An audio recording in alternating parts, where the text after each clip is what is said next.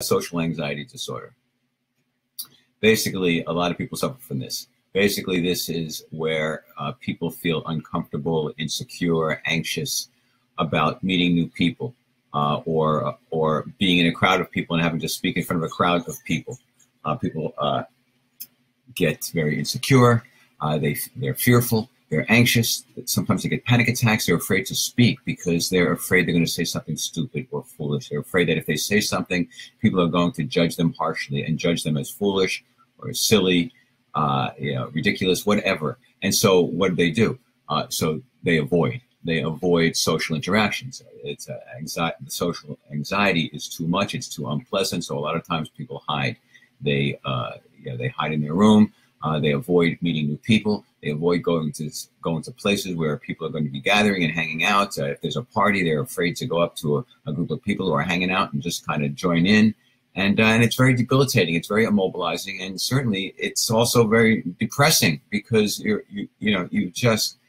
large part of your life is cut off by your inability to socialize with people due to your anxiety, your insecurity, it's actually your self-consciousness and it's really your own self-judgment. I mean, you're assuming people are judging you harshly, and then you act on that assumption, but you don't really know that people are judging you harshly. You just feel that way. But here's the bottom line. Okay, so let's say this is you.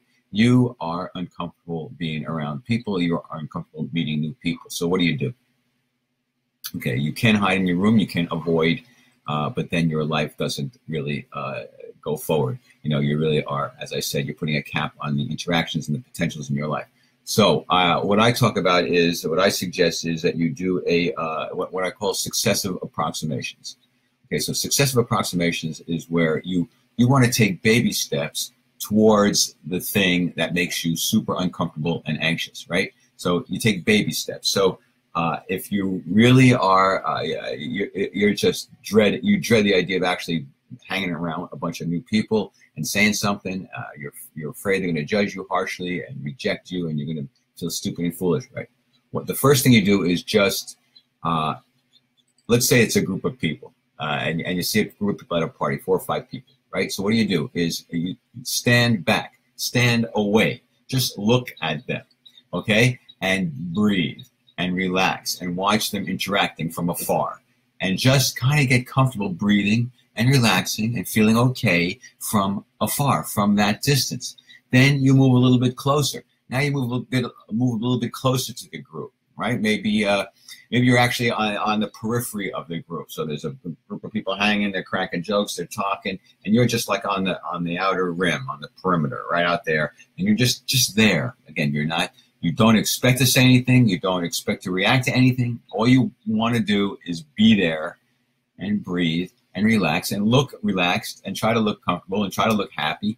Try to have your body language not look severe and tense and agitated. But be on the periphery. Don't say a word. Try to breathe and relax and get comfortable at that level, being on the perimeter. Okay.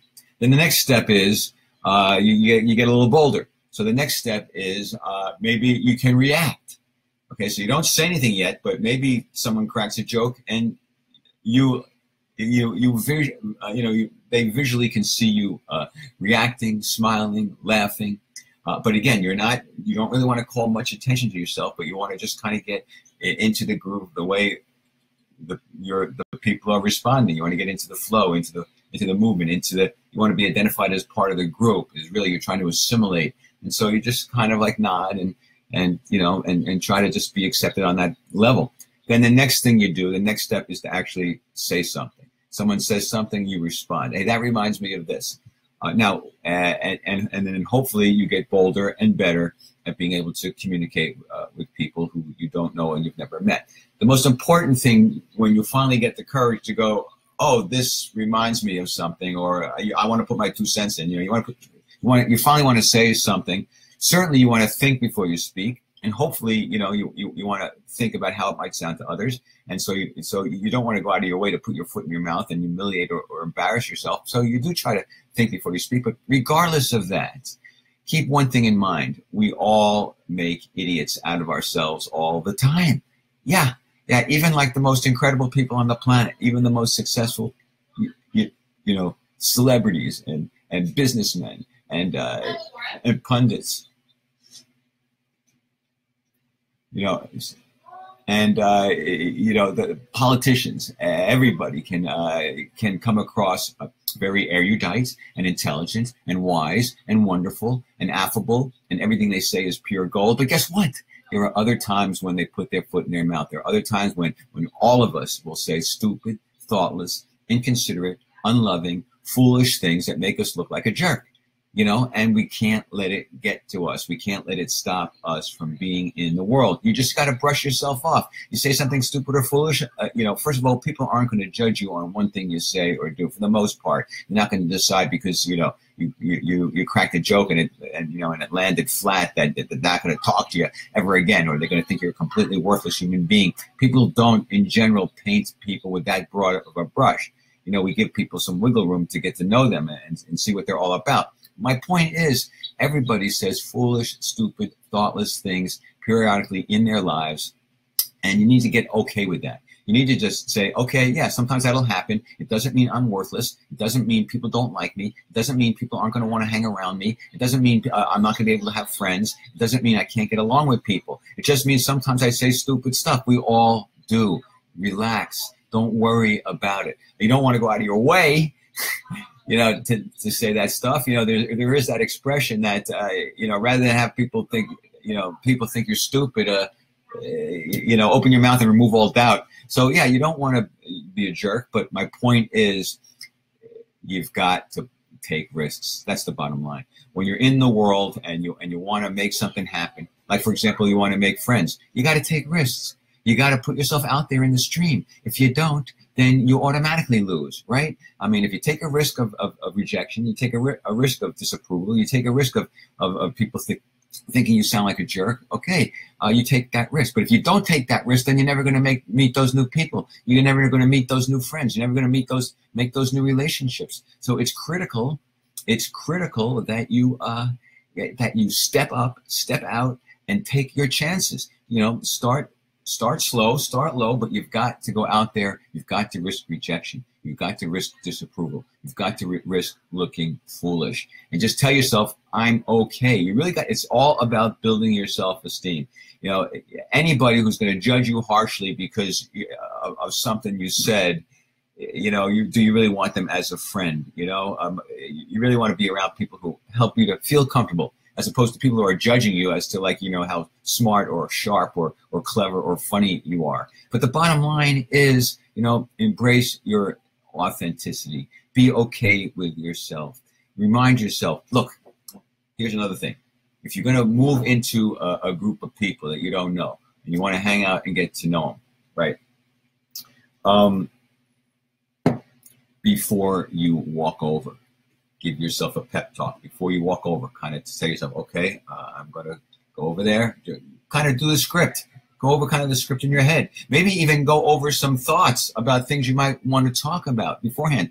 This reminds me, when I was a kid, when I was actually I think it was junior high, I was very shy.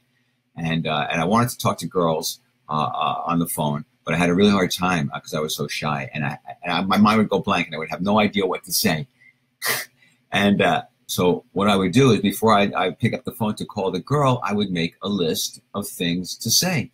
Oh, I could talk about what I had for lunch. I could talk about the movie I saw. I could talk about the TV show I saw. I could talk about the Mrs. Stanton, the fourth grade teacher, and whatever. So I made a list of things so that I wouldn't, embarrass myself, and so I wouldn't. I'd have stuff to talk about, and I would come across as hopefully as an interesting and entertaining person.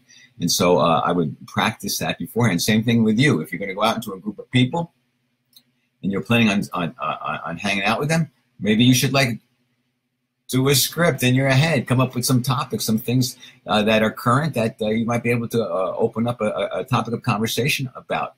So plan it out beforehand.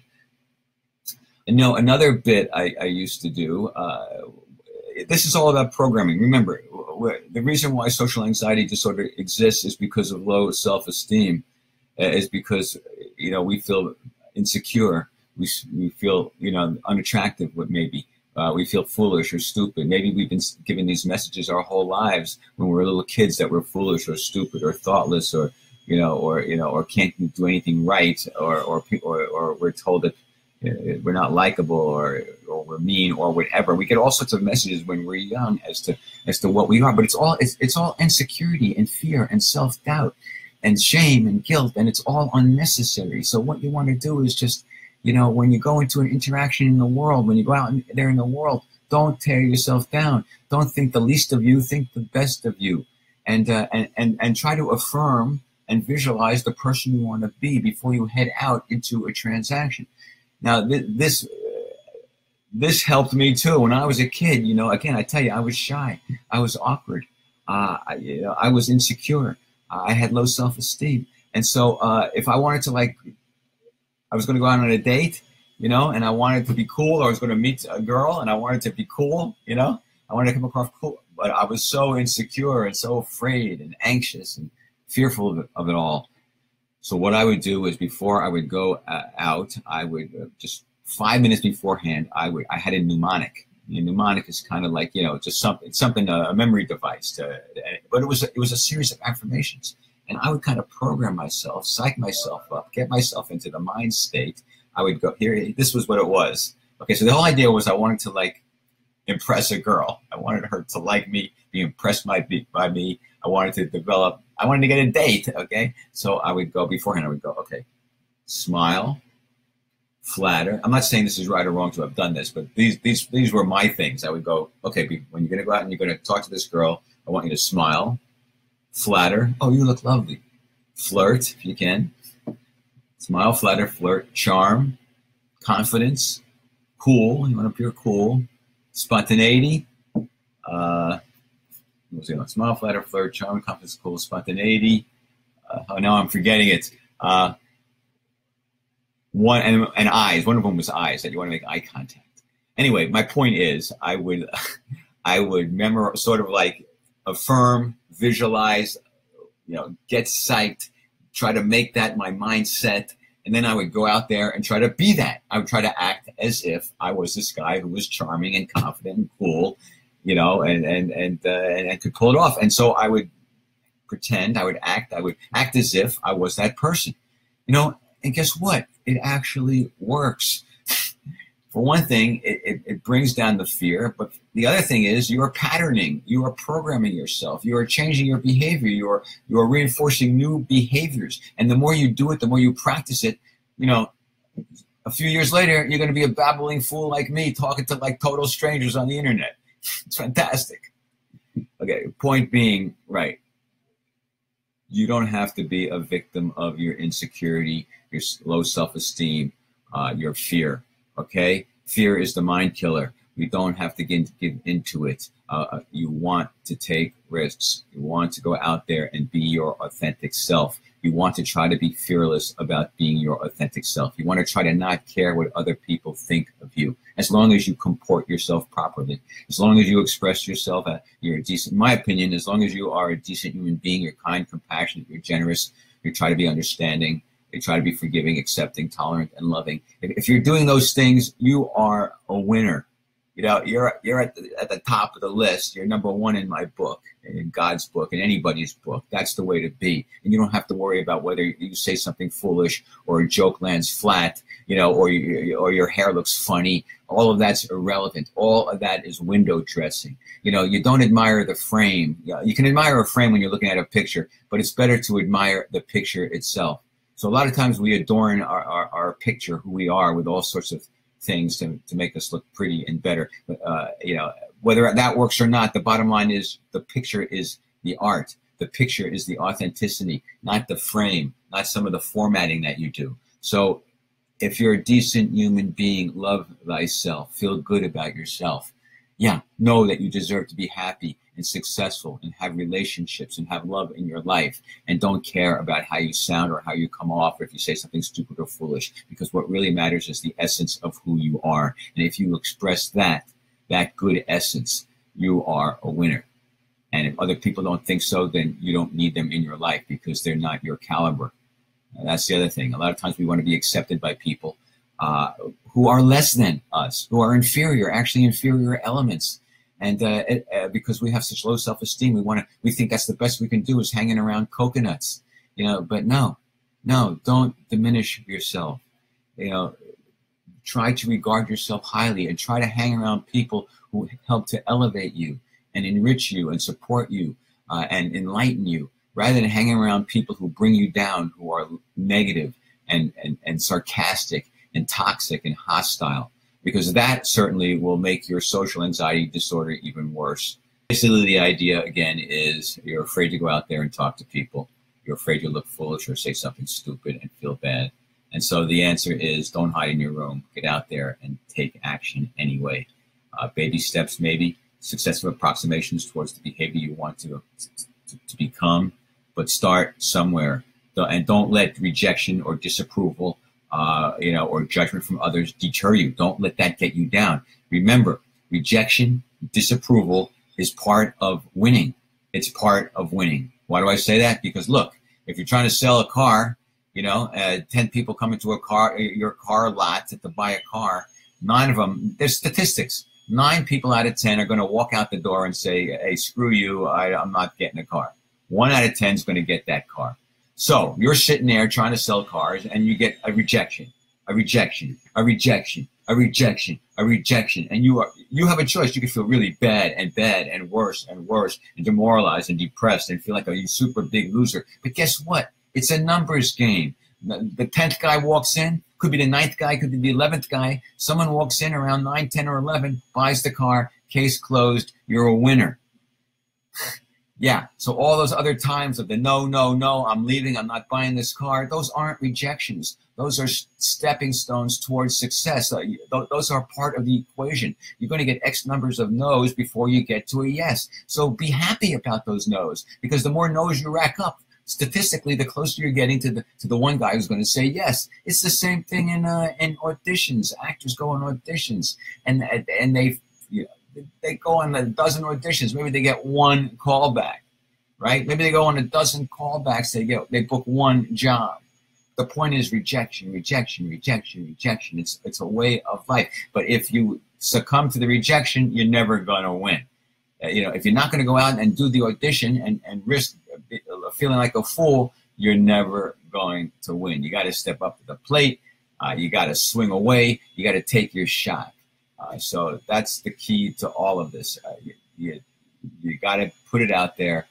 Take your shot. Try to be as fearless as you can be. But even if you're full of fear, you do it anyway, and you remind yourself that every no is 1 step closer to a yes. And every no, you don't have to take personal. Some guy comes into a car dealership and says, no, I don't want to buy this car. It's not because you look funny. It's not because of your race or your creed or your sex. I don't want the car. It's got nothing, for the most part, I should say. For the most part, it should have nothing to do with you whatsoever. It has to do with that person, their biases, their needs. So for you to personalize a rejection, same thing with acting. Yeah, you could be a great actor, and if they say no, it has nothing to do necessarily with you being a bad actor. You could be a great actor. It has to do with what's in their head, what they want, the look that they think they need. Okay, so the key is always to plow forward, push forward. You never give in, never give up. You shouldn't say never. I mean, at a certain point, you probably should close up the tent if things seem incredibly unrealistic. But for the most part, you go forward. You feel good about yourself. If other people have a problem with you and you didn't do anything wrong, that's their problem. And you don't have to make it your problem. You don't have to pile on a sense of guilt or shame.